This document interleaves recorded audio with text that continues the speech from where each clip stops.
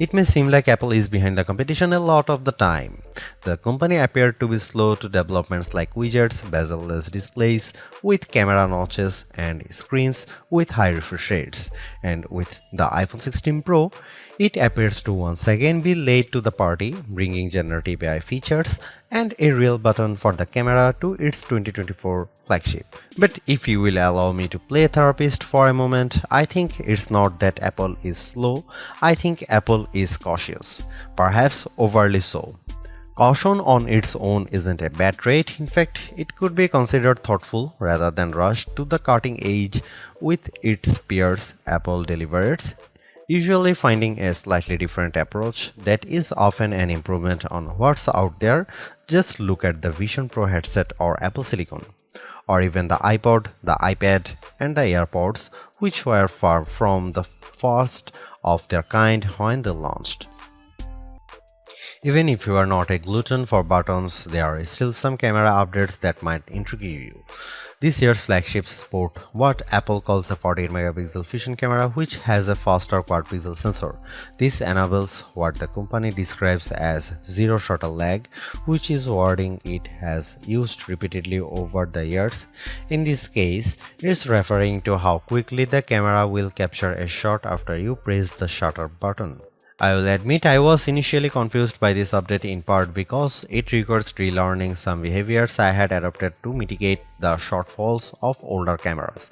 Basically, the iPhone 16 Pro's cameras are now so fast that when I asked someone to throw something so I could capture it in motion to see how still the images were, my shots ended up being of the person holding the object. Our video producer and I were very confused, and it wasn't until the zero shutter lag concept was explained clearer to me that I got it. I had become used to pressing the shutter early, since cameras, in my experience, would be fractions of a second slow. Apple has become so fast that it actually captured the literal moment I tapped the button instead of the split second after, when the object was in mid-air. Depending on your mood, the new photographic styles can be fun or serious. Apple's tweaked the built-in camera filters to not only offer more options but give you greater control.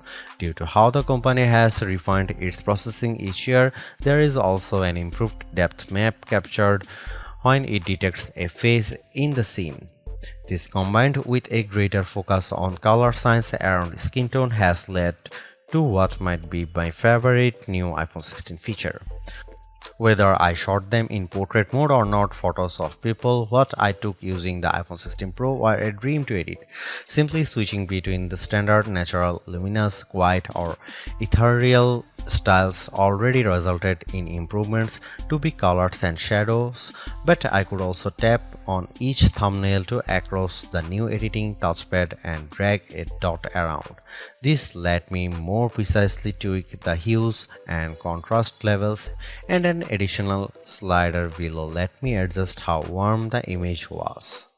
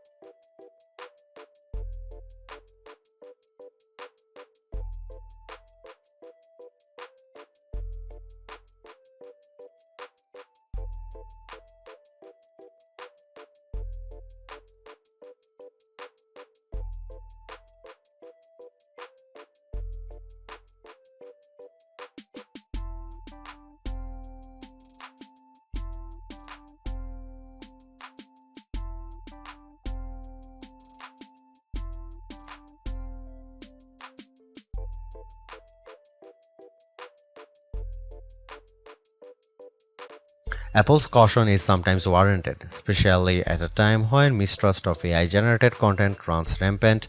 The company taking its time to get Apple Intelligence right is understandable, but its deliberation doesn't always lead to winners. While I appreciate the attempt to differentiate camera control with the touch sensor for more versatility, I am not yet convinced on its usefulness. The good news is, and I cannot stress this enough, you have the option to tune it to your liking, and that's the theme I'm seeing in recent Apple features that hint at more thoughtfulness than usual. If you don't like something or if something isn't right for your needs, you can adjust or disable it. In iOS 18, you have greater control over your home screen's app layout and can pin custom collections for easier reach. In the Photos app, the action button introduced last year could have been a spectacular fail had Apple not let you still keep it as a mute switch, but it managed to give people more functionality while maintaining the status quo for those who are just as resistant to change. Change is scary, change is hard, but without change, there is no progress. Apple's cautious approach is a tricky balancing act that's evident on the iPhone 16 Pro. Some new features like audio mix and custom routes in Maps delivers mixed results, otherwise like photography styles are hits. Then there are the basic ingredients like good battery life and durable, attractive designs that Apple cannot neglect. The iPhone 16 Pro's subpar battery life holds it back from beating the competition, which is stiffer than ever this year, especially from Google. Luckily for Apple, most people who have iPhones are going to stick with iPhones. It's just easier.